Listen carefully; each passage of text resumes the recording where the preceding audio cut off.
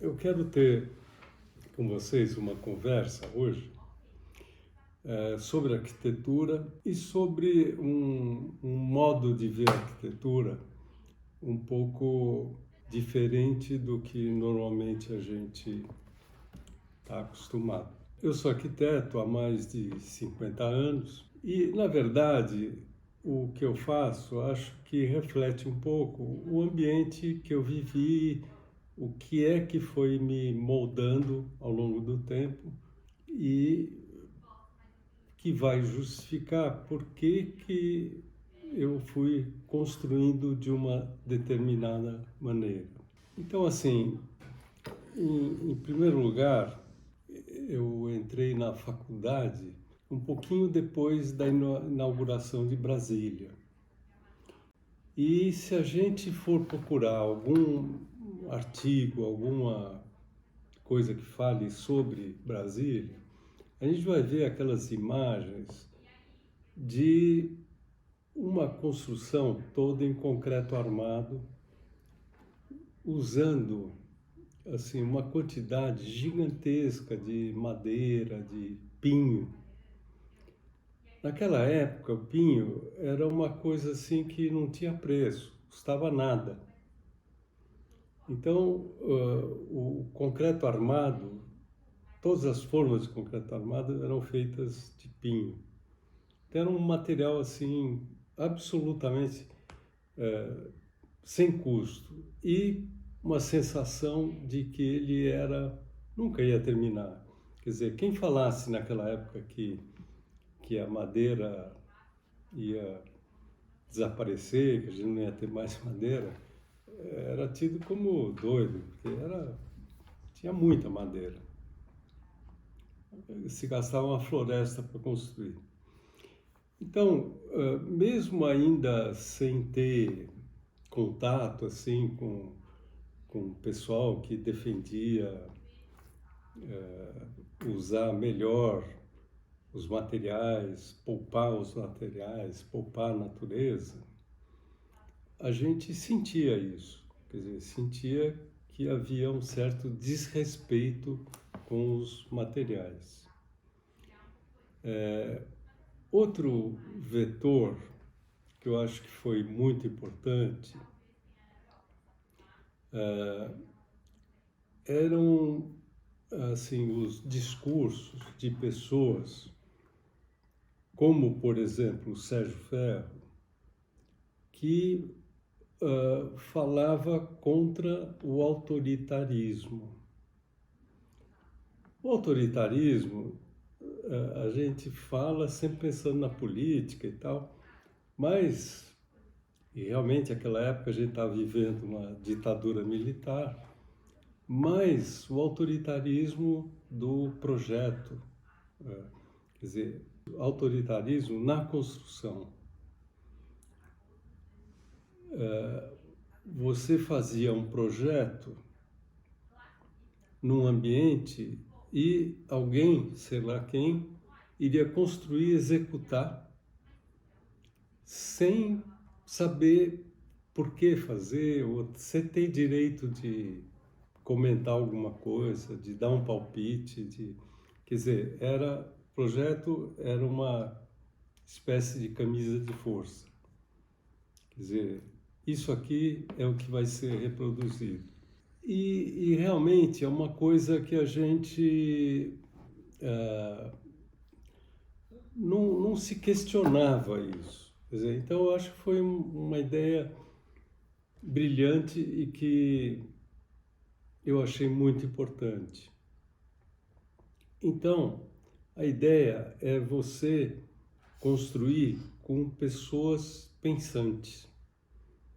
Quer dizer, você considerar que quem vai estar te ajudando a viabilizar aquele projeto é um cara que pensa, que reflete e que sabe fazer alguma coisa, e naquilo que ele sabe fazer, ele faz bem, e pode te ajudar. Eu acho que essas coisas viabilizam um pensamento que de certa forma está ligado à permacultura. O jeito, pelo menos, que eu vejo a permacultura é uma atitude que a gente tem de ter perante o mundo, perante a vida. A permacultura não tem uma cartilha que diga assim, faça assim. Não. Eu acho que a principal coisa é pense assim. Você vai resolver, você vai criar. Então, eu vou mostrar alguma coisa que eu fiz que eu achei que há um envolvimento desse tipo. E, assim, casando com tudo isso, nessa visão da gente poupar nos materiais, poupar a natureza, poupar a vida humana, a gente também adota a reciclagem, quer dizer, respeitar as coisas feitas, os materiais, não desperdiçar, não jogar fora à toa. Na hora que a gente pode, a gente reutiliza uma coisa que já foi usada para uma outra existência. Então, essa visão, jeito de enxergar a arquitetura, me levou por um caminho que é uma área que eu sempre me interessei, gostei, que é a da estrutura, que é, digamos, toda a construção tem de ter uma estrutura, tem de ficar em pé. E isso me atraiu muito, eu sempre. Então a gente vai ver uma forma de tratar a estrutura que não traz, digamos, coisas muito novas, na verdade é um reuso do conhecimento da história da arquitetura. Então, por exemplo, a gente, quer dizer, não vai dar para ver porque está no chão. A fundação desse conjunto de salas, elas são abóbodas que estão enterradas no chão. Na verdade, não são abóbodas no sentido que a abóboda sempre foi construída trabalhando a compressão.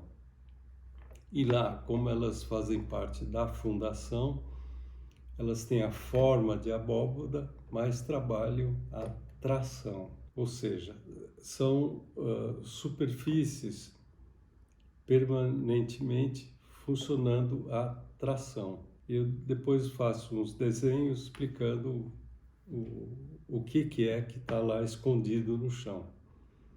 Mas, então, eu estou utilizando a abóboda, que é uma coisa milenar, que sempre esteve presente na história da arquitetura, mas usada de uma forma talvez um pouco nova, um pouco diferente. Então, a gente vai ver um conjuntinho de salas que a gente fez na Vila Madalena, num terreno estreito, pequeno. É um conjunto de 8 salas. É um empilhamento de 4 salas à frente e 4 salas atrás, ligados por uma rampa. Digamos, a fachada a gente enxerga 3 salas para cima da rua e uma está para baixo, porque o terreno cai e as de trás estão ainda meio nível abaixo desse nível da frente. Então, vamos lá dar um passeio e a gente vai conversar, discutir sobre esse projeto. Essas fotos mostram como é que foi feita a fundação. Então, primeiro foi feita uma escavação já na forma da abóboda. Aqui nessa outra foto aparece o detalhe do gabarito e aparece 2 pessoas incríveis que trabalharam muitos anos comigo, o seu Zé e o Teles. E, assim, são pessoas que foram meus parceiros nas obras. Eles nunca foram meros executores. Eles davam ideias, propunham soluções. Então foi muito bom trabalhar com eles. Então ele fez um gabarito que dava a curvatura, que no caso é uma curvatura que é a resolução das cargas que a fundação vai ter de aguentar. No desenho, a gente vê aqui, ó, o básico. Eram duas paredes descarregando o peso na fundação. A fundação, se a gente quiser olhar ela de cabeça para baixo, talvez ajude a entender. É como se a gente pegasse, enchesse, por exemplo, um lençol de terra, o peso da terra que está aqui em cima está chegando nos apoios através dessa força. Quer dizer, esse monte de forcinhas vão ter essa daqui como resultante. Essa força, ela significa uma vertical que vai contrabalançar a que está vindo do prédio e uma horizontal que vai ter de ser compensada por uma viga nas pontas dessa laje. Aqui nessa outra foto aparece a ferragem da fundação. Quer dizer, na verdade, a ferragem que trabalha, o concreto vai ser colocado só para proteger a ferragem de oxidação.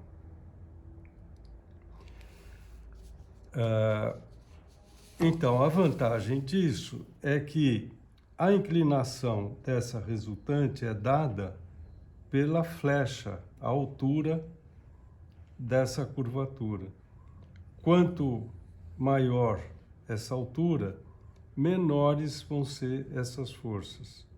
Então, eu cheguei num ponto que eu achava que um ferro fininho já ia dar conta do necessário. É como se faz uma ponte suspensa, então é uma fundação suspensa. Outro detalhe que quando a gente for na obra vai ser difícil enxergar é nos fundos. A sala de baixo eu cobri até a divisa e fiz uma laje em vigotas.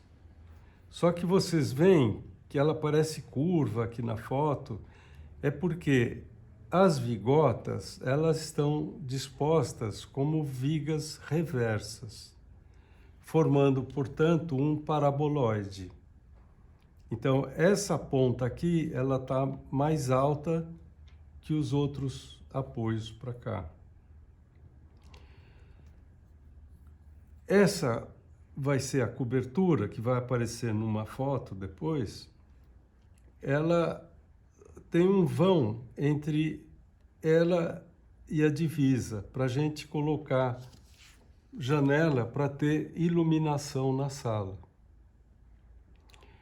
Então, aqui está muito escuro, mas existe uma laje que vai da parede da divisa até o lugar onde está esse ponto. Então, essa laje fica dependurada num tirante que está colocado aqui, que vai até a ponta do paraboloide. E aqui está meio invisível, porque está já lá fora, são os apoios desse ponto do tirante lá fora. Por exemplo, vamos fazer 3 casos. Vamos ver. Um caso, uma curva bem grande. E outro caso, uma curva bem pequena. Bom, essa força aqui vem lá de cima, que vai ser igual aqui. Que é o peso do prédio. O peso do prédio. Aí eu vou ter uma reação do chão que tem de ser igual a essa força. Essa reação, ela vai dar uma força aqui isso certo, ela está no dobro da altura, para eu saber esse ângulo aí. Enfim, ela vai me dar uma força horizontal desse tamanho e uma esticando os ferros desse tamanho aqui. Nesse caso aqui, eu vou ter a resultante aqui. Então eu tenho ó, essa horizontal e essa força esticando os ferros. Então você vê que essa força é bem maior que essa e essa força é bem maior que essa. E você precisa dessa força. É, que senão a laje não está funcionando. Sim, mas essa força, isso que eu não tô entendendo. Essa força, ela garante que você tenha uma... Isso não afunde, né? E essa força aqui, ela vai me dizer assim, ó. Vamos supor que essa força aqui valha 1000 quilos. Proporcionalmente, essa aqui vai ser, ó, 1.300, 1.200. Aqui, se essa força é 1000 quilos, essa forcinha aqui é 1050. Então, nesse caso, eu preciso ferragem para 1.200 quilos. E nesse caso aqui, eu preciso ferragem para 1.050 quilos. Então, por exemplo, um cara que está projetando uma ponte suspensa, por que ele não faz então uma ponte gigantesca que a força vai ser quase vertical, né? Porque ele vai gastar mais ferro. Entendi. Porque o comprimento... Então, esse ponto ideal entre quantidade de força e quantidade de material que você está gastando gira em torno dos 20, 25% Ah, tá. a Então, na altura verdade, em relação ao vão. Ah, entendi. Não adianta, se fizer também, a força diminui, mas é um ponto que você está gastando muito comprimento Entendi. de material.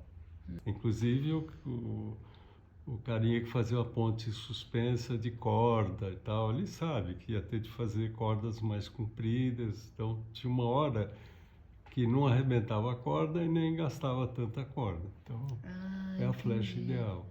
Quer dizer, tudo isso é uma conta de chegada e nisso vale muito a intuição, porque, bom, lógico que você pode ir fazendo contas e experimentando, né? Mas o bom arquiteto, ele sente qual uma proporção boa. Que dança. E aquilo está mais ou menos, ele só vai verificar Entendi. se põe mais bate. assim ou mais assado. Bom, estamos aqui na Rua Simpatia 192. Aqui a gente construiu 8 salas, então aqui aparecem 3 empilhadas para cima e tem uma para baixo. E dos fundos, outras 4 salas, ligadas no meio por uma rampa. Aqui dá para a gente ver, lá em cima tem um gradil que dá acesso à cobertura, a gente vai chegar lá. E aqui a gente usou alguma coisa de reciclagem, por exemplo, esse bris da fachada. Nós ganhamos umas janelas já usadas com venezianas muito boas, então essas a gente utilizou para fazer esse bris da fachada. E vidros, dá para ver nessa lojinha embaixo, que a gente usou nessa lojinha. Depois a gente mostra outras coisas. O tijolo, alguma coisa a gente fez de tijolo usado, porque aí tinha uma casinha que a gente desmanchou e utilizou os tijolos. E dá para ver também que a estrutura, ela é toda em tijolos, não tem pilares. A gente tem laje de concreto armado e algumas vigas. Então vamos entrar lá e dar uma conhecida.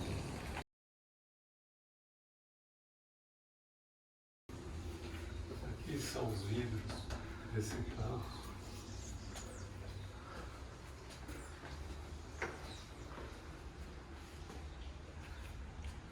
Então, aqui dá para a gente ver que tem os dois blocos de sala, o da frente e dos fundos, ligados por essa rampa. Eu, quando pequeno, morei numa vila, e a vila era essa sensação, quer dizer, tinha a rua, as casas davam para a rua, e a rua não tinha muito esse caráter público, quer dizer, é um semi-público, semi-privado. Então, as portas das casas ficavam na posição aberta, porque as mães olhavam ver se os filhos estavam brincando, tudo em ordem, e também os filhos podiam entrar em casa e sair a hora que quisessem, né? Então, a proposta aqui foi fazer uma espécie de uma vila e todas as portas dão para esse espaço, nesse miolo. Uma coisa que eu queria mostrar também é isso daqui, ó. O que é esse monte de cano aqui? Lá em cima, a laje recolhe a chuva, e a chuva vem direto para esse tubo. Ele é mais largo, mais grosso, para ele encher d'água. Quando ele está cheio, ele começa a despejar água nesse outro tubo que vai para a caixa d'água que está aqui embaixo. Isso aqui é um registro para deixar muito pouca abertura para a água, para ele ir esvaziando. Mas, ou se quiser abrir tudo, esvazia. Então isso recolhe a primeira chuva que vem, a primeira parte da chuva vem muita sujeira que está acumulada lá em cima, né? E aqui então entra para a caixa d'água. Se a caixa d'água estiver cheia, ele começa a despejar a água para a rua. Então é um sistema legal que a gente usa para lavagem, para privada. Eu já mandei analisar a água é muito boa. A gente poderia também usar para tudo, mas a gente restringiu para a água da privada e para limpeza, para lavagem. Muito bem. Vamos primeiro lá para baixo, depois a gente sobe. Então, aqui a rampa, dá uma filmada assim, que eu acho que dá para mostrar que são paraboloides. O que quer dizer? A laje é torcida, porque ela precisa encontrar com esse ramo que está subindo e com o ramo que está descendo. Isso também torna ela mais rígida, dessa forma torcida. Essas paredes a gente colocou barras de ferro fino entre os tijolos. Não entre todos. Aqui, por exemplo, é uma malha de quadrados. Para isso trabalhar como se fosse uma laje em pé. Então, e esses blocos, então, estão apoiados naquela fundação que a gente mostrou anteriormente para vocês. Todas as salas têm essas aberturas para a parte de dentro e tem janelas para fora.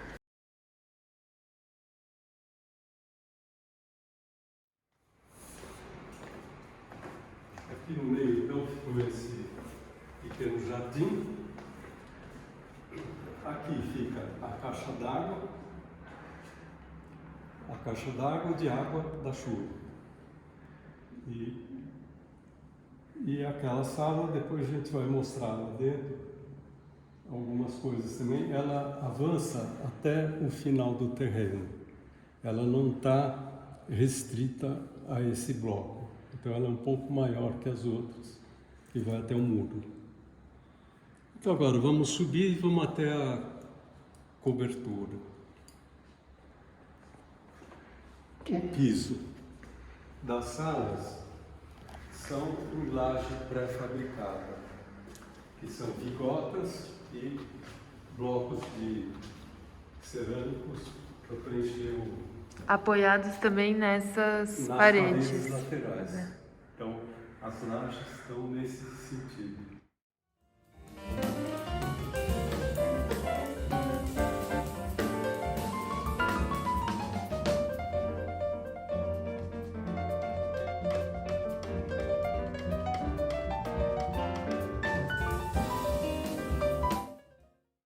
Detalhe, a gente fez os batentes em argamassa armada.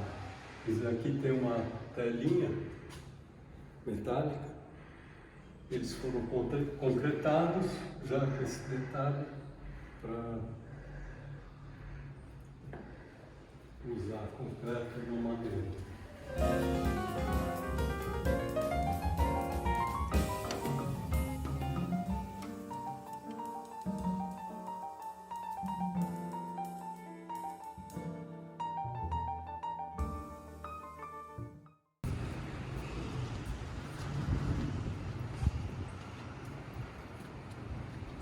Também um detalhezinho em argamassa armada.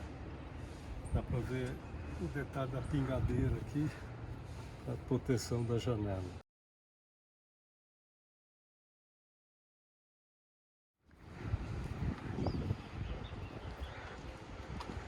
As caixas d'água também foram feitas em argamassa armada.